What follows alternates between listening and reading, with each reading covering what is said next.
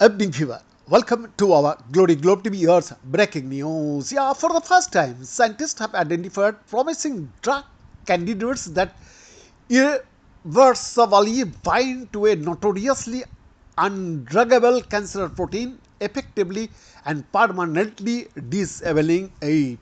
Transcription factors, proteins that act as master regulators of gene expression, play a critical role in cancer development.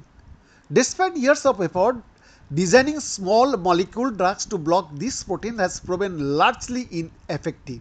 As a result, researchers have recently turned their attention to peptides, short chains of amino acids, as a potential solution for targeting this elusive protein. Now, a team from the University of Bar has developed a breakthrough method to discover peptides that can selectively and irreversibly bind to transcription factors inside cells.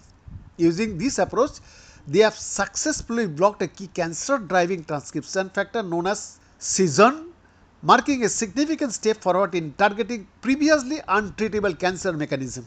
Behind the exclusive report, Glory Globe TV, Delhi, Bharat.